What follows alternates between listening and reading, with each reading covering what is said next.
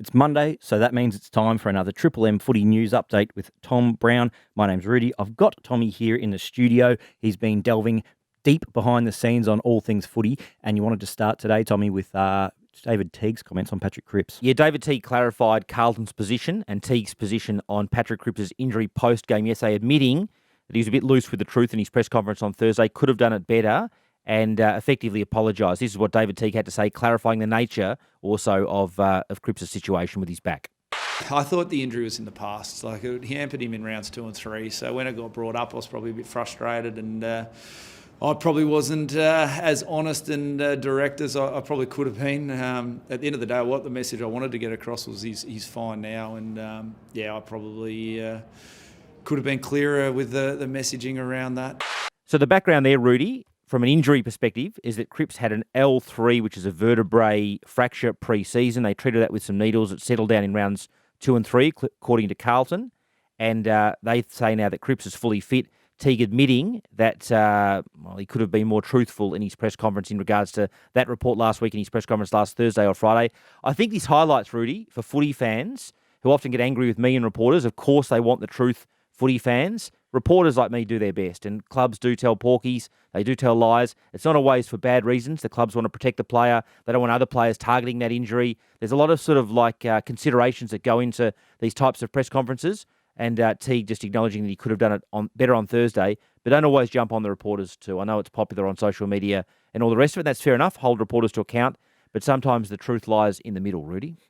Indeed. Speaking of coaches at press conferences, Damien Hardwick not happy about having to play at Marvel Stadium, Tom. A sensational quote from Damien Hardwick post-game after Richmond's win on Saturday night, saying that he doesn't like Marvel Stadium, which, just for some context, is the jewel in the AFL's asset crown. Marvel helped the AFL borrow the money to continue the competition last year. This was Damien Hardwick's rather frank admission. Look, the truth of the matter is you can play Richmond games here, but they don't come. So if you want big crowds, play our home games at the G. Pretty simple solution for mine. Any idea why they're not coming? Anyone send you emails on that?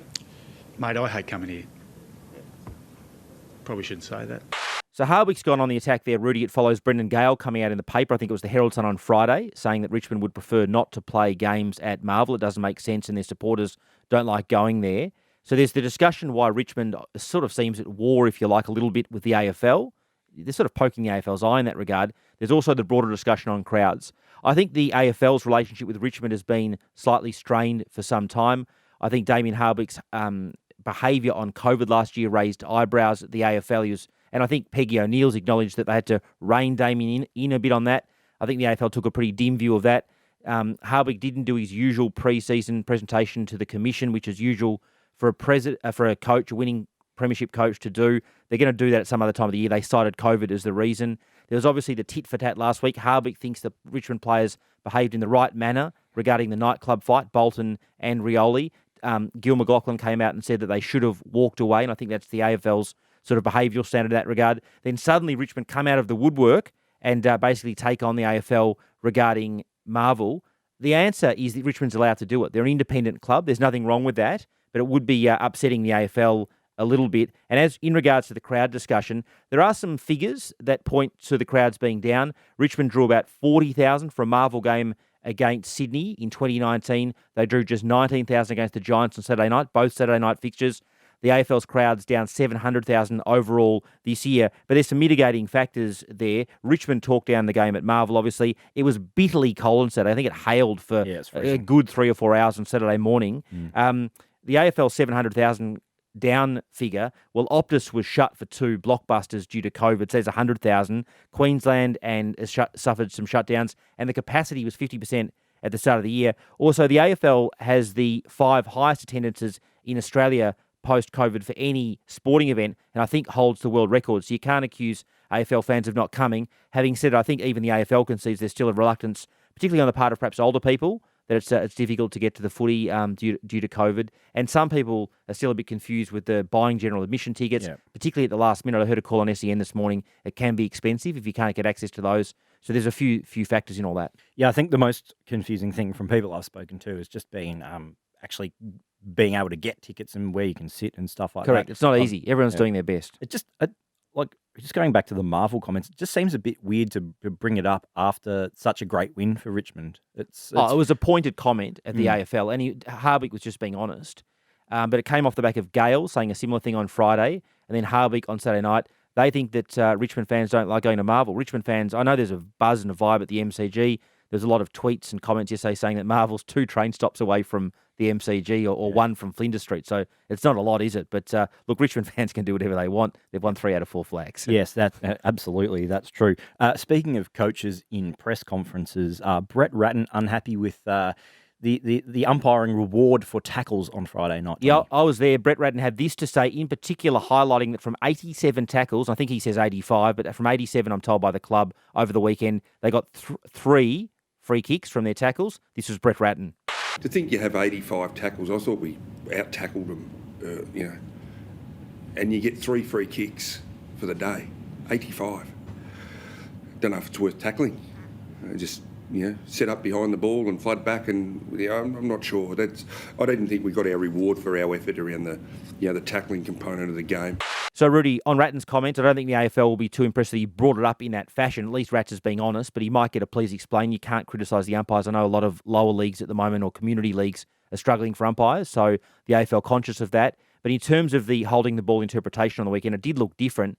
And I think the view is perhaps the umpires are doing the right thing, but under the rules, there's not enough reward for the tackler. Is that a fair assessment? Well, yeah, I mean, that's what's being said there. I remember Clarko saying a similar thing last season, bringing up like the amount of tackles Hawthorn had to a relatively small amount of free kicks. Yeah. So Rats will get copper, please explain, and there'll be debate this week about the holding the ball interpretation. Just seems like you have to do an awful lot at the moment to get pinged for holding the ball, and players are very, very good at getting off those quick disposals, which a lot of fans think are incorrect disposals. Now, if you look on the replay, sometimes it's hard to pick up. Is it technically a handball? It's a grey area. I was there on Friday night as well, just as a Geelong fan, and I can tell you what, I thought Geelong were very, very lucky to get away with a couple. I'll tell you I tell you what cost and killed the win was their inaccurate kicking, and I can't work out how their forwards had such confidence to take those great marks, but then sort of went to water when it came to kicking goals. It must be between the years, but that's not my area, Rudy. It's a harder art than I reckon you and I can possibly imagine, Tommy. You wanted to talk about Jordan De Goey. Yeah, so the Jordan De Goey situation pinched Isaac Quaynor on the bum pre-game on Saturday. The AFL, I should say, is investigating that. The AFL, I think, took a dim view of Collingwood, saying it's a non-issue in a statement on Saturday night. I think the AFL feel it is an issue that should be explored. Richmond didn't sanction the Richmond players for doing it on Chol last year. The AFL didn't sanction Richmond, so I don't think they'll be able to easily sanction De Goey. Having said that, Gil McLaughlin did issue a pretty stern warning to the clubs on this type of conduct. Obviously, the context is the Do Better report.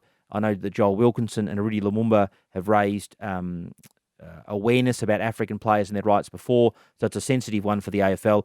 One way to solve it, Rudy, I reckon that the AFL should just issue a statement today saying they'll work with Collingwood just to make sure that Geordie gets some counselling on this particular matter, and we just move on. Mm-hmm.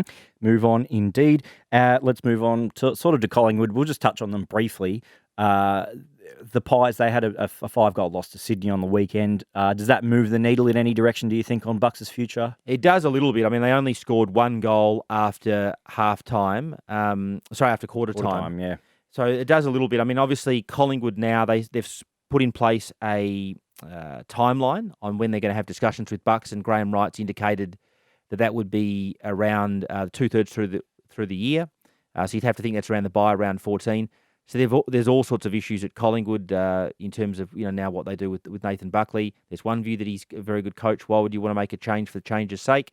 There's obviously lots of different views as well. So I think that Collingwood is a very complex situation. There's a strong push for change now off the field, which sounds, from what I read over the weekend, almost inevitable to an extent, and that sort of overlaps with a whole bunch of decisions. So it's interesting. Yes, very interesting indeed. Now, before we go, the customary injury roundup from round 9 on a Monday morning. Tommy, who's injured? Well, you run through them, Rudy, but Brad Crouch yesterday had surgery on a depressed cheekbone of his cheekbone, obviously. I'm told by Simon Letley that he'll play this week, but that comes off the back of Marshall, who's going to miss at least 4 weeks with that foot injury. That's the plantar fascia he had surgery on, which was the plantar fascia that he snapped, I think, against West Coast, which was off the back of his existing foot injury. So that's sort of like a double whammy in terms of his foot. Tom Morris has reported this morning that Toby Green's got a fractured shoulder. I think the Giants have confirmed that. One of the most exciting players in the competition, he'll miss 4 weeks. Out of the Bombers, they're just assessing the injury fallout from yesterday. Laverde finished up okay, played out the game, but Smith, I think, has got a hamstring, which sounds like it'll be 3 or 4 weeks. Devon Smith, that'll get scanned today. So some pretty big injury fallout from the weekend. And Cunningham at Carlton's a big one. There's some fears there in regards to his ACL. It did look like the classical ACL, didn't it? Unfortunately for him. And of course, Easton Wood has a hammy over at the Dogs. 3 or 4 weeks. So he'll miss 3 or 4 weeks. Thanks for coming in, Tommy, and thanks for running us through all the massive round 9 news. It's going to be a big afternoon. There's some outstanding AFL matters, like obviously the Richmond investigation on the nightclub incident, obviously the Jordan De Goey decision. I don't think there'll be a massive fine there. They'll have to work that out with Collingwood collegiately. And, of course, whether Brett Ratton gets it, please explain for the umpiring. So lots on this afternoon too, Rudy. Lots on, and we'll cover that all off on Wednesday when you're back here. We'll see you then. Thanks, mate.